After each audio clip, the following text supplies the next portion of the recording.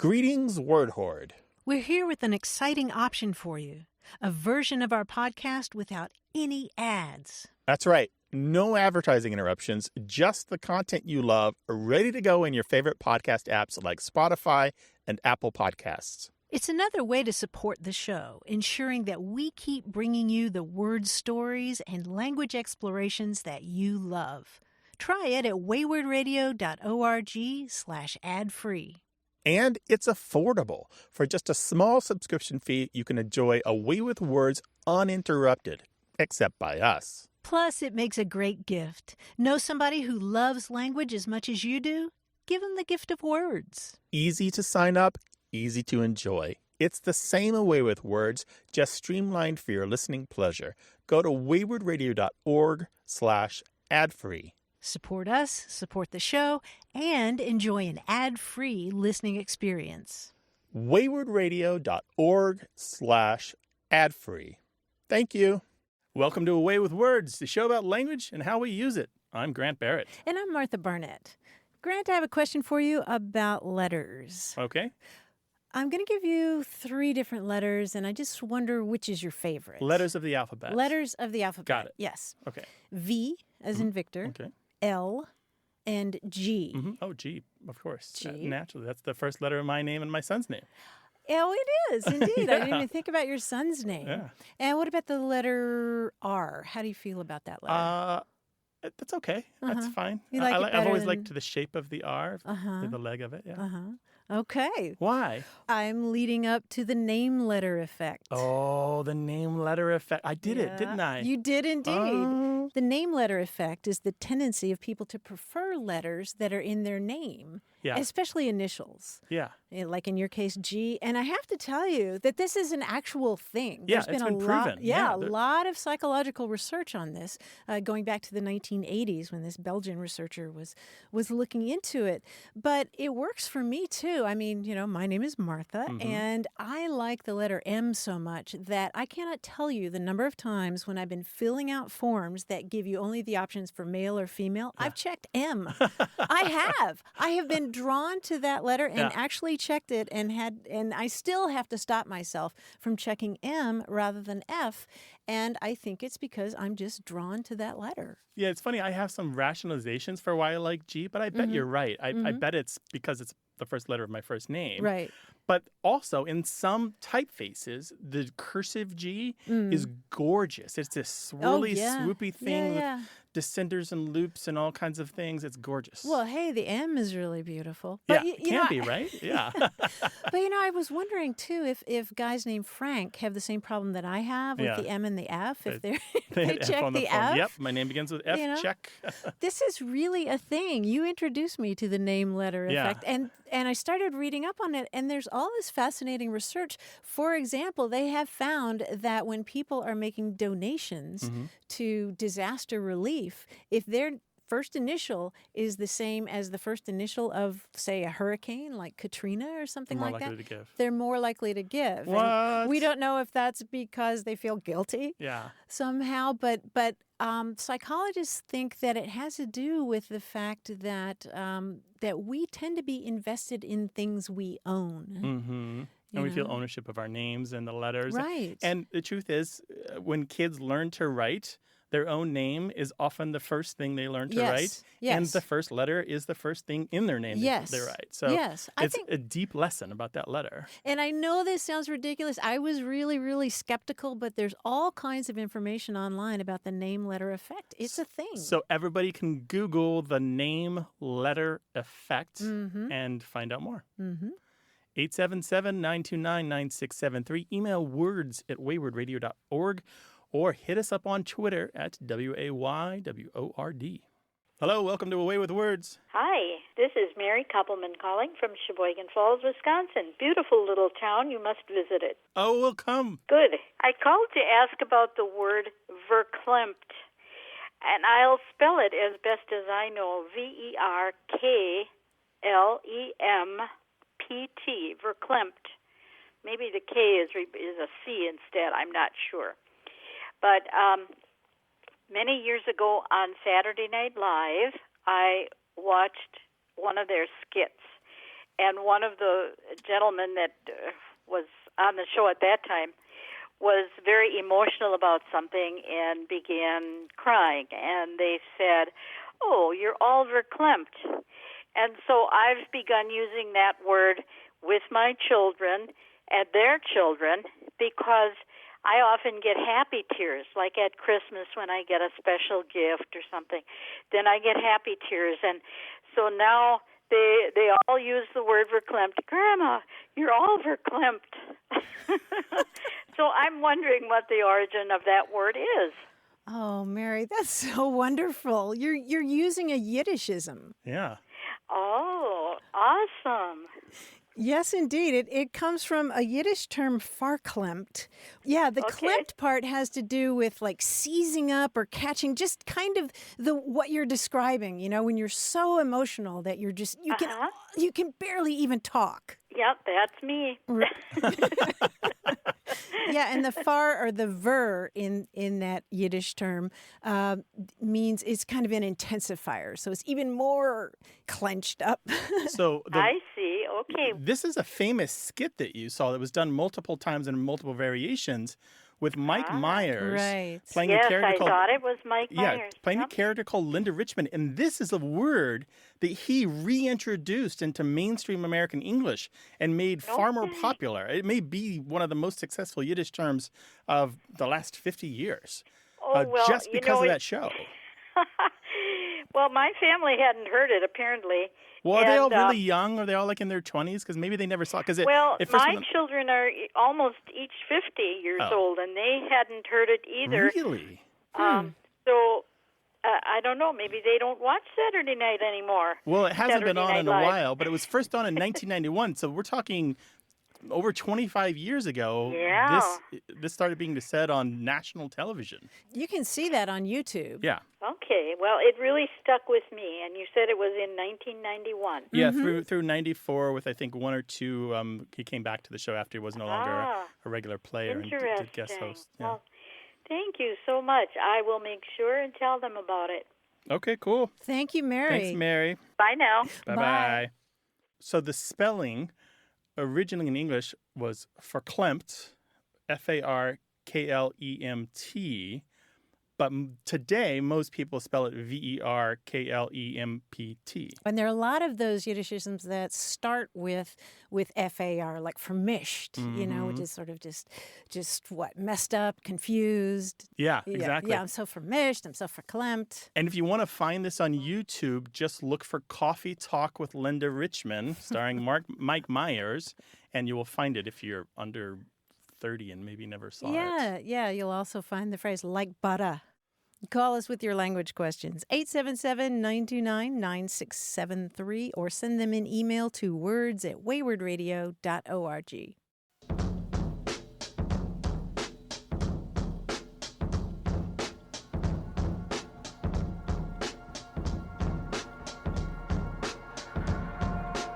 I saw the online profile of someone the other day who used the word nullifidian to describe herself. Was it someone who's really negative?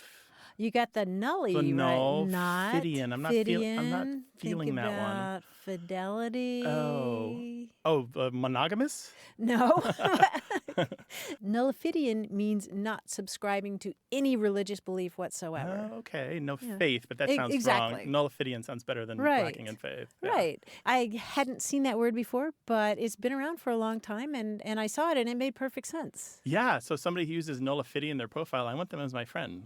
I'll be liking their page or whatever. I do too. Yeah. So thank you, Bibliophile. 877-929-9673. Hello, you have a way with words. Hi, this is Sophia Agosta calling from Omaha, Nebraska. Hi, Sophia. Welcome to the show. What can we do for you? I have a question about the two words opaque and translucent. In the car one day when me and my parents were driving, I don't know how we got on the subject, but we started talking about the two words opaque and translucent, and I said, I remember in fourth grade, our teacher told us we were studying these minerals in these rocks, and there's some translucent ones, and we didn't know what the word to describe them was, and our teacher told us it was translucent so that you could light what could come through, but you couldn't entirely see a clear picture through. Mm-hmm. And then, again, in the 5th grade last year, we learned how light traveled, and we learned the word opaque, and that meant like a wooden door that was solid. No light could come through. You couldn't see anything through. And then translucent meant that it was kind of like a lampshade. Light came through, but you couldn't fully see a picture. And so then I told that to my dad, and he was like, no, I thought opaque meant that a little bit of light could come through, but you couldn't see a full picture. I was like, no, that's translucent. So I didn't really know, and I decided to call you guys. So I got to say, you sound like a very bright young woman, Sophia, and you've got the definitions exactly right, as most of the world understands them. Opaque means that you can't see through it and no light passes through, and translucent means that some light passes through, but you can't make out what's on the other side, really. Okay. And then transparent, the third one that you didn't mention, means you can see through it completely and make out a clear picture of what's on the other side.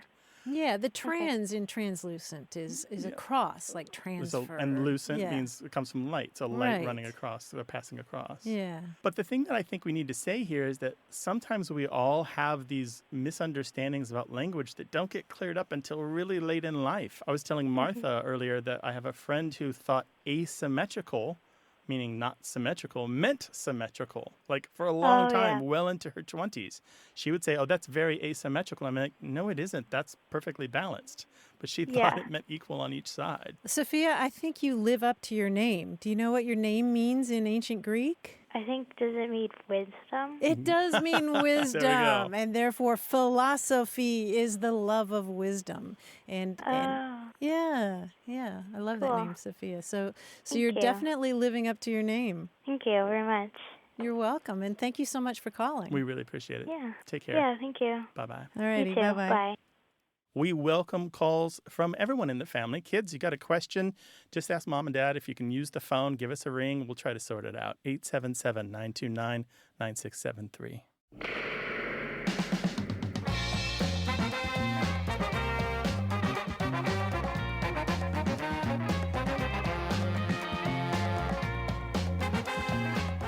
Grant, do you know the word chork? C-H-O-R-K? Chork. Is this a chubby fork? Like a spork, Oh, it's only a fork made out of cheese.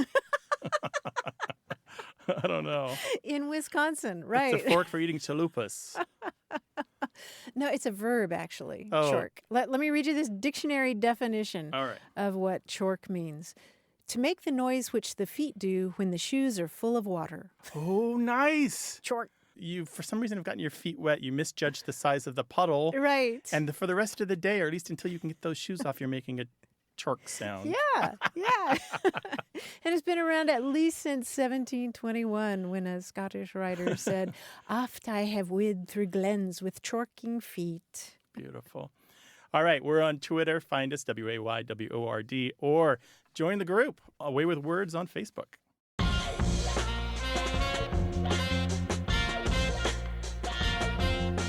This is a show about language examined through family, history, and culture. Stay with us.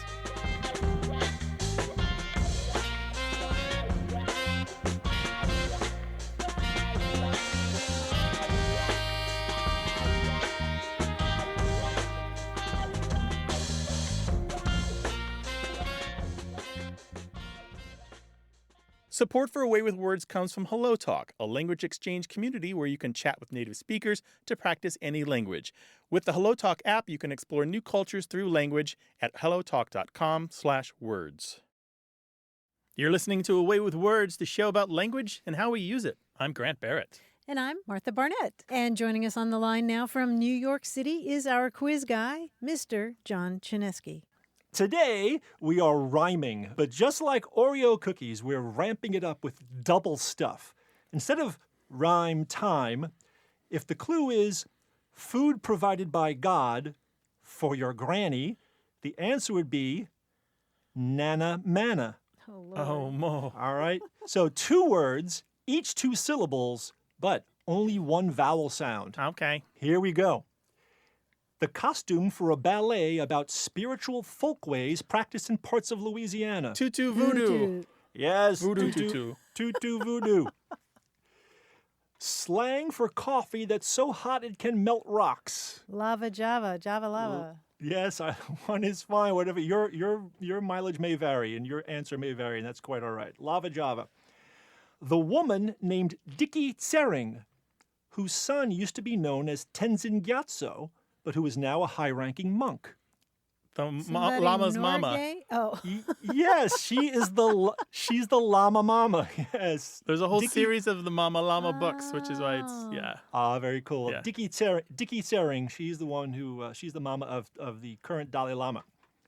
Now, if your spreadsheet contains no information whatsoever, in Spain or Mexico, Not a sort of a pronunciation. Not a Yeah, data, yeah. not a data, yes. Again, your pronunciation may vary. That's okay. An epic, long, involved story about the singer of Poker Face. Gaga Saga. That's a Gaga Saga, yeah. that's good. A loose dress of Hawaiian origin worn by the largest ethnic group in South Africa. Zulu Mumu. A Zulu muumuu, yes. Very good. Now, this was actually a cautionary tale. If you get too close to a German or Swiss clock as it strikes the hour, you might get hit in the eye by the little bird, and you'll get one of these.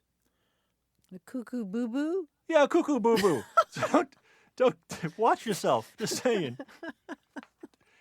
The U.S. Navy's construction battalion is building a cone-shaped dwelling made of animal skins and wooden poles. CBTP. Yes, the CBTP. Very good. How about this? How about a crazy new hot chocolate drink? Mocha. Loco Coco. Loco Coco. Loco Coco. I'll take that. Very good. This one's a little trivia-esque. Let's see how you do. The graphic symbol of the West African country whose capital is Lomé. A logo. Togo logo. Yes, a Togo logo. Nice. Okay, finally, you're milking a cow on a farm just outside of Boston, and your hands are so cold that the beast shivers. Utter shudder. Utter shut. It's an utter shudder. John, you were Yes, amazing. guys. That's it. Thank We're you done. so much. John, that was a delight. Bye, John. Thank you, guys. Thank you so much. Good. Really appreciate it. Bye-bye. See you next time. Obviously, we goof around a lot about language on this show, but we also talk about other things. So give us a call, 877-929-9673, or send us an email with your language story to words@waywardradio.org. Hello, you have a way with words. Hi, this is Monica from Encinitas, California. Hi, Monica. Welcome. What can we do for you? I just want verification because I think I'm right, but I want you guys to make sure I am. So I grew up, my family speaks Italian. We always pronounced bruschetta with a K. And I've been, everywhere it seems people pronounce it bruschetta with like a CH kind of sound. And I even had a waiter correct me at a restaurant, an Italian restaurant. But I always was taught that CH in Italian has the K sound, like zucchini and Chianti. So I just want to verify, am I right, or was the waiter who corrected me right? So we're talking about this toast dish, Bruschetta, right? Yes, Okay. And you're Italian. I am. I grew up speaking Italian, and that was the way I was always taught. Okay. And you have very firm feelings that it should be bruschetta. Yes, I do. Very firm. Okay, this is a good question, Martha. And you want confirmation that is the way to say it in English. Yes. Okay, and that's kind of the crux right there. We know it's the way to say it in Italian, but the question is it the way to say it in English? Is it fully anglicized yet? And that's the question that we would have to answer. Yeah, when you say you're hearing it in restaurants all over, you mean all over the United States? Yeah, I mean, pretty much every Italian restaurant nowadays has it on their menu. Yeah. Right. And everybody pronounces, a lot of people pronounce it bruschetta. Mm-hmm. And it just makes me crazy. Uh-huh. Yeah, But when you go to Italy, you hear it otherwise. In Italy, it's bruschetta. It's Uh-huh. always been bruschetta. Right. And it comes from the CH, Mhm. because we don't say zucchini. Right. we don't say zucchini. No, we don't. No, and in English we say macchiato. Mhm. We don't say macchiato. We say gnocchi instead of gnocchi, Gnocchi. right? Gnocchi. Yeah, most Americans don't do the gna, but chiaroscuro is another one where we say the k sound, right, with the ch and the Yep. vowel. For some reason, though, people want to make this word bruschetta into bruschetta, so it conforms to, say, the SCH in schlepp or schmuck or schnoz or schlock. I don't think that they think it's from Yiddish, but for some reason they want it to match that pronunciation pattern, which is really interesting. Mm-hmm. I think I'm going to agree with you, Monica, that this word has not been fully anglicized yet, and that retaining the Italian pronunciation is a good idea. I mean, I wouldn't personally come down hard on people for it, but I think with food words, there's a certain conservation of history where we retain the roots and the nuance and the origins because it's cooking, because we tend to go back to the original culture and re-import ideas, re-import language pertaining to food and cooking in the process. So I think in this case, I could see bruschetta being a really good choice, probably the better choice. It should be more like the SCH in school or scheme or the American pronunciation of schedule. And I think if people think of those SCHs, then they won't feel like they need to turn it into the sh sound. Yeah. Monica, I am going to side with you on this. And I would say in general, it's better to side with the people who make the food than with the people who eat it or serve it. Thank you. Thanks for calling. Thank you. Take care now. Bye-bye. Bye. Because if you watch cooking shows, everybody who makes this dish or has somebody on their show making this says bruschetta. The people in the cooking world say bruschetta, right? But somewhere between the kitchen and the table, there's a reinterpretation happening. Yeah, it's too bad, right? I mean, bruschetta, when I hear it, it just takes me back to Italy. And I think it's nice. I think phonetically it is a nicer sounding word than bruschetta. Bruschetta sounds like something you do when you've made a mistake on the floor or you spilled something. Bruschetta sounds like something I want to eat. What? Bruschetta sounds like what you would say when you drop sweep something up. on the Bring us your pronunciation disputes. We'd love to talk about them. 877-929-9673. Hello, you have a way with words. Hi, yeah, this is John from Pasadena. Hey, John. Hi, John. Welcome to the show. Hi, thanks for taking my call. Yeah, sure. What's up? I'm wondering about this quirk that my mom and her sister have. It's like this nonverbal sound, which they do, which sounds like and I take it to mean sort of, well, there you go, or what else did you expect, or something like that. My question is this kind of quirk a typical thing? And second part to that question is, why am I seemingly able to assign a pretty specific meaning to what's essentially just a tone? Interesting. What's their background? Yeah, so they're both native English speakers from the Northwest.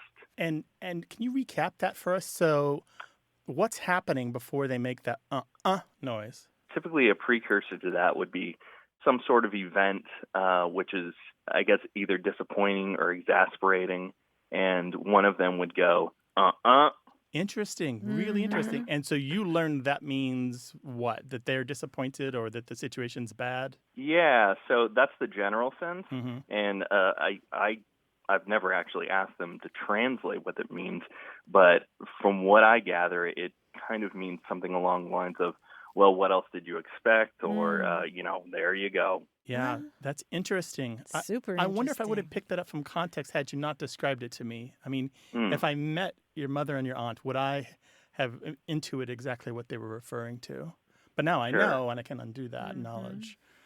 Yeah, so I actually have another friend who has a pretty similar one, too. And he's never described what his means either. And from what I gather from both the tone and the context, his kind of means like, well, here we go again. It's kind of an exasperated one as well. He'll do when someone's kind of going into kind of a common territory where it's they're doing something typical that tends to be annoying or exasperating. He'll go, Oh, well, that one sounds a little bit like the schoolyard one where somebody was getting into trouble, doesn't it? A little bit, yeah. The one that your mother says to me sounds a little bit like somebody going, like they're saying, yep, just as I predicted, this is a big mess. Yeah, exactly. And we find, so just to get to the linguistic core of this, what we're really talking about here are these lexicalized and non-lexicalized utterances. An utterance is anything that comes out of your mouth. It doesn't have to have meaning, but if you lexicalize it, you're basically turning into something that can be used in the larger linguistic compositions that we speak. And so when we look at the lexicalization of these utterances, we're always looking at the company they keep. What is around them? You've done a really great job of describing the context and the situation here. But there's some really common ones that more people are going to know that I think will kind of give you this moment of like, okay. One of them is O.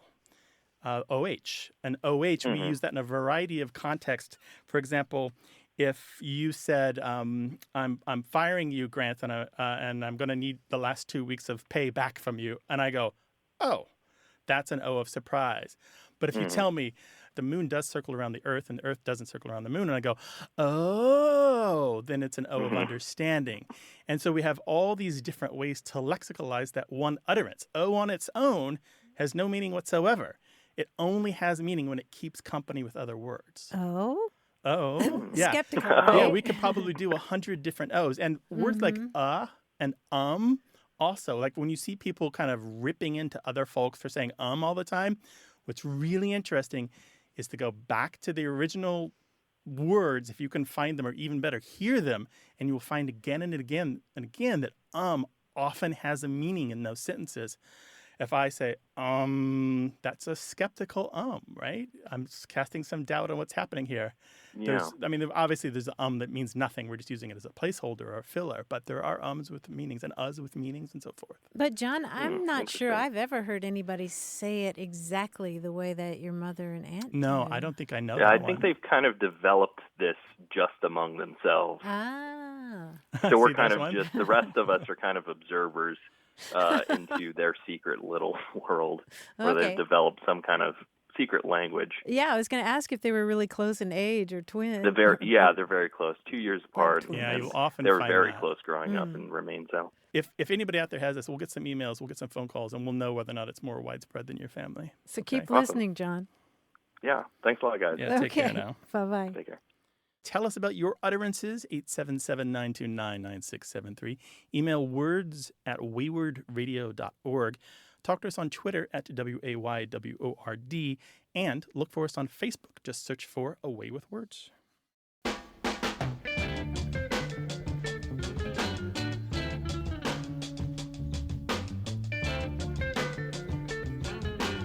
I had a knockdown, drag-out fight with my spell check the other day. I was trying to spell the word sacrilegious. Mm-hmm. Can you spell it? Now you've got me on the spot. I know. My fingers can do it, I think. Really? I want to say it's SACRILIGIOUS. Oh, gosh, you're so close. You're closer than I was. I was spelling it SACRELIGIOUS. Yeah. But Yeah. that's not it either. What We're is it? both wrong. What is it? SACRILEGIOUS. Oh, so the R and E and the I are reversed as they would be from the word religious. Yes, that's what I thought. And I thought I am wrong, and I found a bug in spell check. But no, it is SACRILEGIOUS. And the reason is that, you have the sacred part at the beginning, but the earliest sense of sacrilege back in the early 14th century was the theft or misuse or desecration of holy things. And the ligious in there comes from the Latin word legere, which means to pluck or take. Oh, So it's like you're taking something that's sacred away. And so that's why it's not IGIOUS. So it's not actually the word religious in there at all. That's what I'm trying to say. Yeah. Thank you, Grant. That's what I'm trying to say. Originally from the French, I would guess. Passed into English from the French. No, it's from the Latin, actually. Surprising. Yeah, but but I was so Tricky. sure I was right, and spell check was wrong. The spell check is not that reliable, so I would always fight with it, give it Yeah, a chance. yeah. But you check some other dictionaries and square it away. Absolutely, yeah. But I'm still going to have trouble with that. We all have words that we just keep going back to the dictionary and looking up. I was even having a hard time finding it in the dictionary. The worst thing happened to me recently. I lost my custom dictionary on Microsoft Word. So that is the worst thing 13 years of me adding things to the dictionary went poof. How did that Oh, happen? I did an update and cleared out a folder and boom. your own personal dictionary? Yeah, I think I might have it on an old backup. We'll see. Gosh, I hope so. My sympathies. Yeah. Modern For problem. us, that's That's a sad. big deal. Yeah, that's like losing your Christmas card list. Yeah. 877-929-9673. Hello, you have a way with words. Hi there. This is Maria Schwiebert from San Diego. Hi, Maria. Hello, Maria. Hi. What's up? I wanted to know when and how and why physicians specializing in psychiatry have been labeled shrinks. Where did that come from? Yeah, I long wondered about that and just assumed that you called a psychotherapist a shrink because that person shrinks your problems. Oh, But interesting. Oh. but that's not right. Oh, it isn't? No, apparently it's Good a idea. What's that? I said it sounds like a good idea. Yeah, I thought it was a decent idea. It's a reference to the term head shrinker, which is the term that is sometimes applied to certain people in tribal societies who will literally shrink heads as some kind of ritual practice. Oh, my goodness. Yeah. And head shrinker in English and the term shrink applied to people who provide psychological care is really relatively recent, late 20th century. Yeah, head shrinker meaning somebody who works in mental health to the early 1950s, and then shrink comes along in the mid-1960s. The people I know who work in psychotherapy aren't really crazy about that term. I know a lot of No, I can imagine. Yeah, I mean, I know a lot of their clients who use that term all the time, but I tend not to use it just because I know so many friends who are in that field who are kind of offended by it. Oh, well, I guess I would be too. But thank you so much for that. Sure. Take care, Maria. I love it when the first citation that we know of for a word is somebody that we've heard of. Someone famous. Right. So 1966, Thomas Pynchon, Crying of Lot 49 is the first use we know in print of shrink to mean somebody who works in mental health. Yeah. That's cool, right? And you got to wonder where he picked it up. I did see in some notes here and there in a variety of publications that people believe the term was floating around Hollywood before he used it, but I have not been able to find it in Variety or any of the other trade rags, which are where you might expect it to appear once in a while. It might pop up. There's probably a term you've been wondering about, and maybe we can help you find out more about it. Call us, 877-929-9673. Why we say what we say. Stay tuned.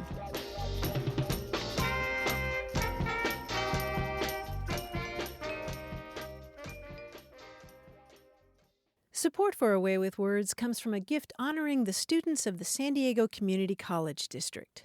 City College, Mesa College, Miramar College, and continuing education prepare students for transfer to universities, jobs, and personal goals. More at sdccd.edu.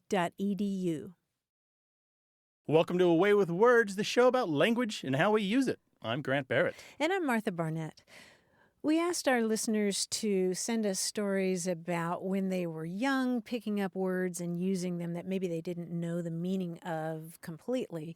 And we heard from Maggie Joseph in San Antonio, Texas, who talked about having overheard a friend of her parents talking about a movie that had some nudity in it. And this friend of her parents said, "Well, that's just a little too sophisticated for my taste." And Maggie writes, "I liked the sound of the word, and I remembered it. Early one summer morning, about a week later, my younger brother jumped out of bed and ran out into the front yard bare naked, likely from the pure joy of awakening to a summer's day when you've neither school nor any specific plans or duties. As an older sister, I was horrified and embarrassed and ran out on the front porch after him and yelled, 'Don't be such a sophisticated little brat.'" She says, "My mother heard this and laughed until she cried.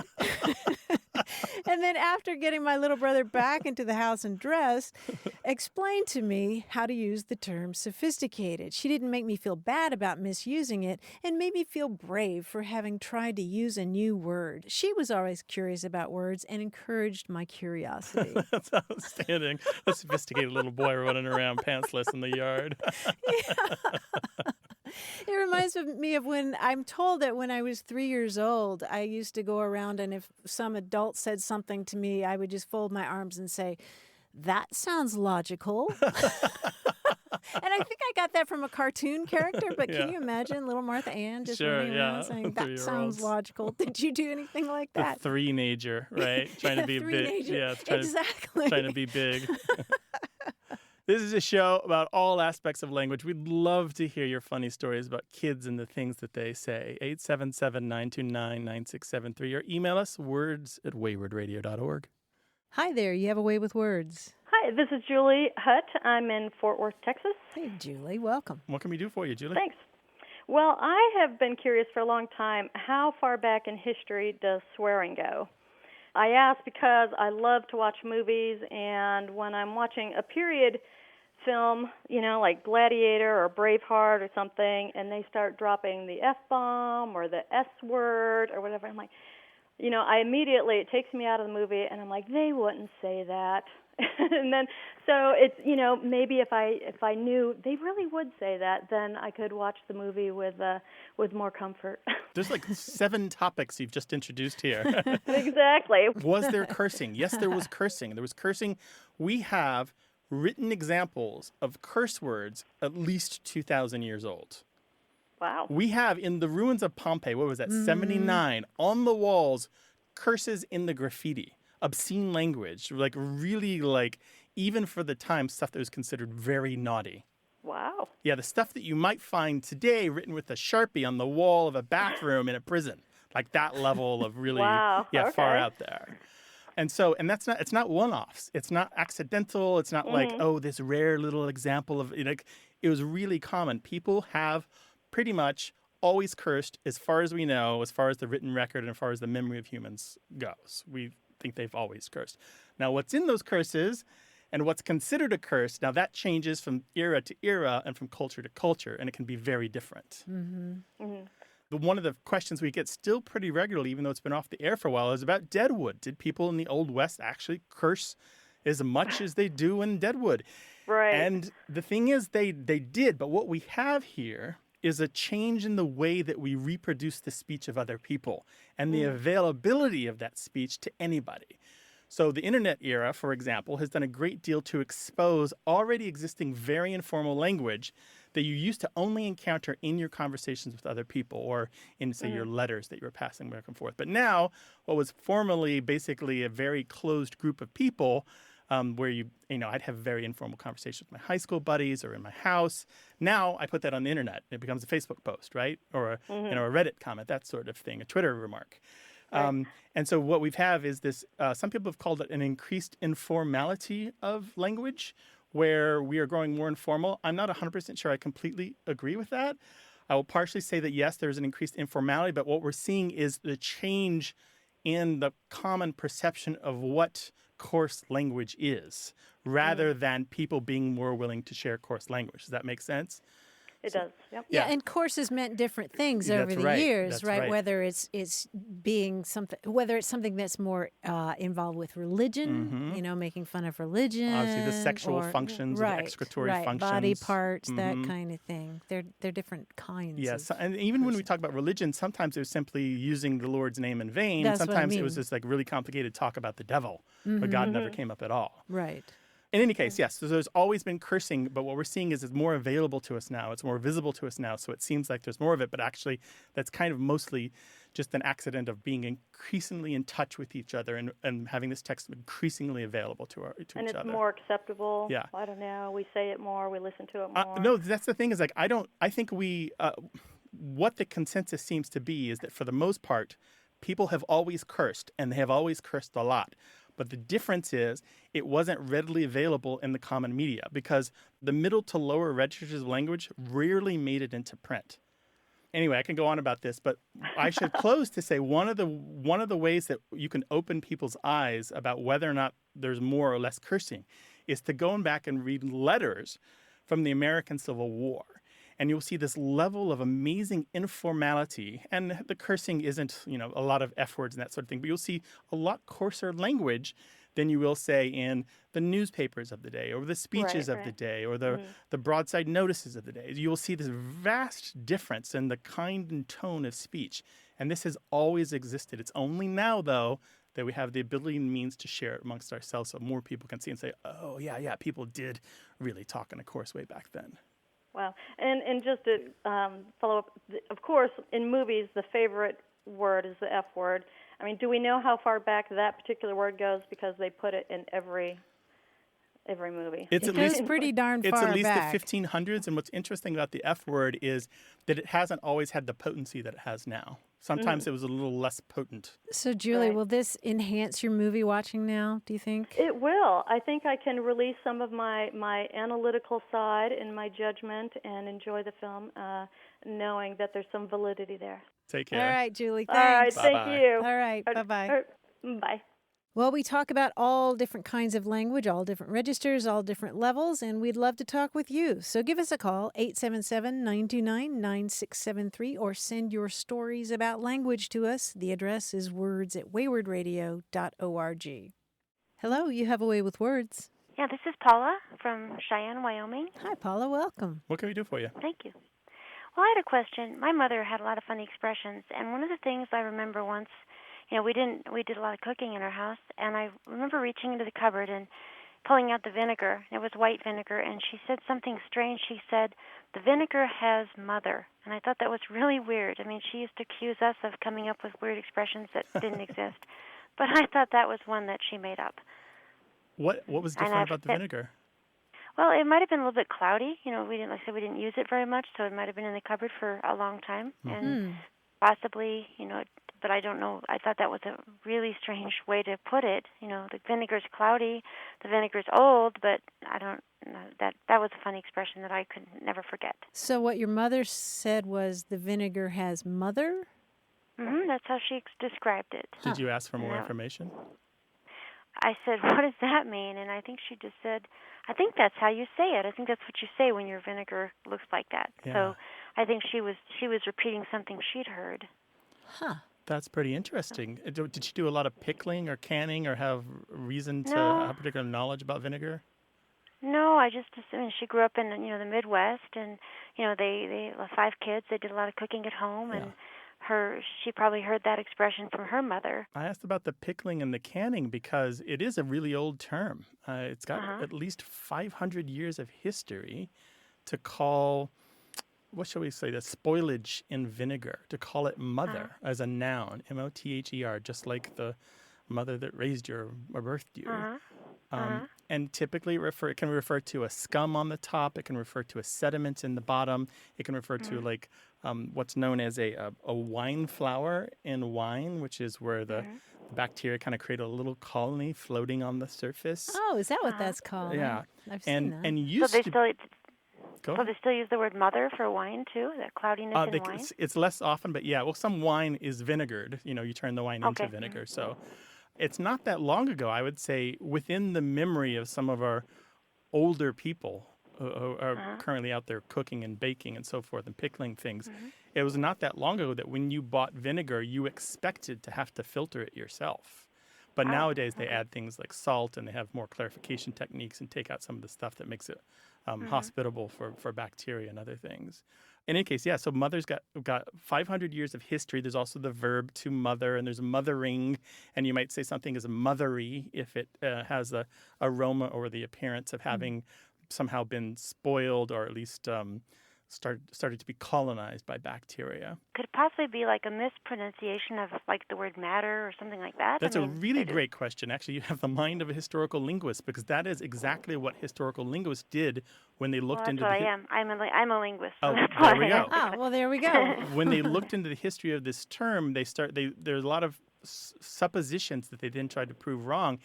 And it looks like the strongest theory about why it's called mother is because they believed before people knew what bacteria were that it had something to do with the essence of the vinegar kind of coming to the surface.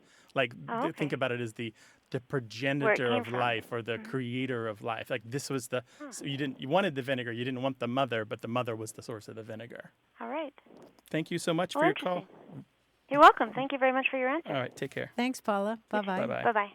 There is another term, if there are any chemists in the audience, they're going, but, because there's a mother in chemistry, Right. which is the liquid that's left over after you crystallize something. Even in the making of salt, in the crystallizing of salt or the crystallizing of sugar, the remainder behind is called the mother. And people believe it's probably related to the same mother that we use to describe the spoiled vinegar. Like Matrix. Yeah. 877-929-9673.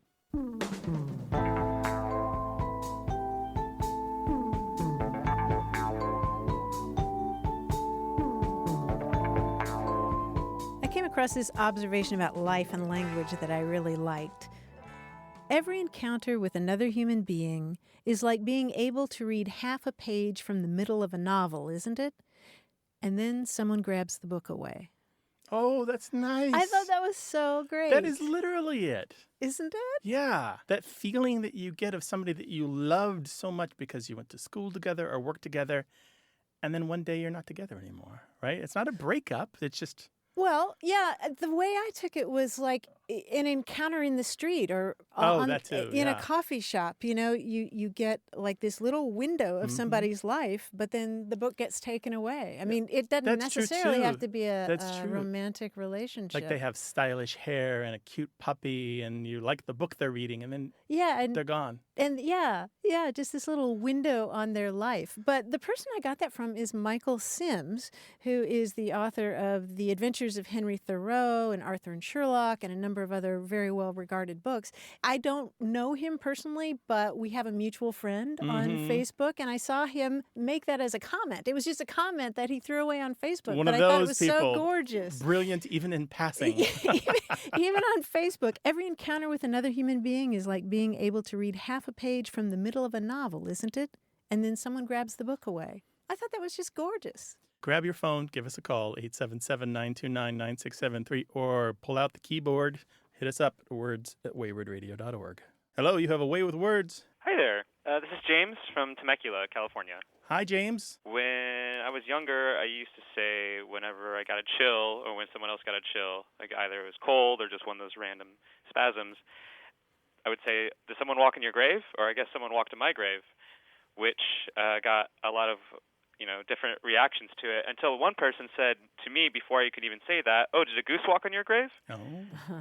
And that kind of floored me. But then I heard from her, like, I thought that's how it was always said. I didn't realize that you can say a person walked in your grave. So that's just been kind of sitting in the back of my head. I kind of wanted to know which one came first, and I guess what's the origin of them. Which came first, the person or the goose? Yeah, exactly. Boy, those phrases have been around for hundreds of years. They go way back. Did you pick yours up in Temecula? Yeah, I think so. This is where I grew up, so I imagine I either heard from family or from a friend or something. Mm-hmm.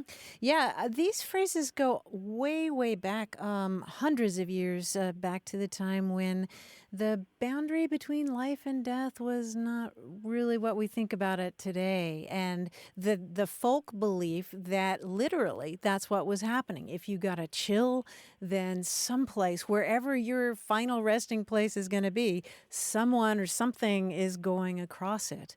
And that has also been used when there's a sudden lull in the conversation. People will also say that, like you're at a party and everybody's talking, then there's that one moment where the noise just dies down completely. Somebody might say, "Oh, a goose walked over my grave," or "a person walked over your grave." The earliest, I think, written citation we have for this, if I'm not mistaken, is a piece by Jonathan Swift in the 18th century. As to which went first, a person or a goose, I'm not sure because it's so very old. Yeah, the superstition predates modern history. All of these the variety of superstitions connected to your final resting place. Oh, wow. So 18th century is really late for the superstition. I'm surprised it didn't show up in print before then. I'm surprised. That's a puzzle, right? Yeah. Yeah. But I've also heard a rabbit just went over your grave, hopped over your grave or something like that. But I don't know of any other animals. Do you, Grant? No, the goose one is interesting. I have seen some suggestions that the goose in particular suggests a certain kind of disrespect for your final resting place, possibly because of the excrement they leave behind. But and they're kind of mean, too. They are mean. It looked like speculation to me more than anything concrete. It looked like something many years after the fact rather than the origin of it. Yeah. I've heard that people make a reference to goosebumps whenever I brought it up. Like, it had something to do with like getting goosebumps, but nobody really could connect it besides saying that they both contain the word goose. Right. Right. I'm not sure there's a connection there, but you're using it correctly, that's for sure. Yeah, I didn't realize you could use it for a lull in conversation. That's pretty morbid. Yeah, well, it's better than blurting something, which I did recently at a party. It was like something I didn't want everybody to hear, but the conversation just all around me just stopped, and I just blurted this thing out that was only for this other person to hear. So what I should have said is, "Oh, a goose walked over my grave," but I failed to do that. James, thank you for your call. Thanks for your time. All right, take care. Bye, James. Thanks. Bye. Call us with your language question, 877-929-9673.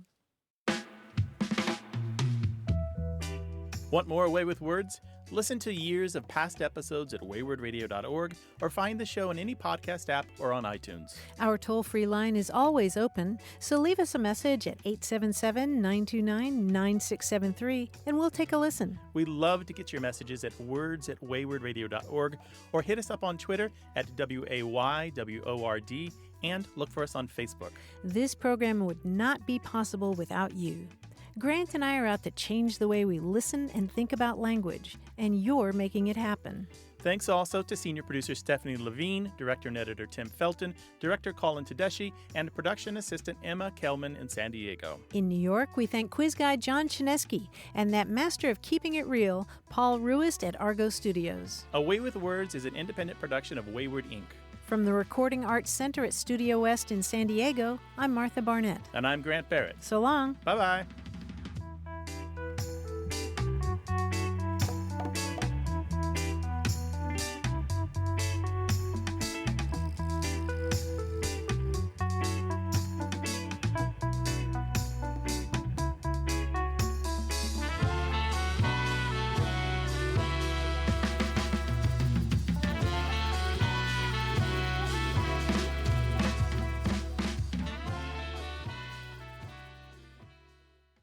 Hey, listeners, we have a favor to ask.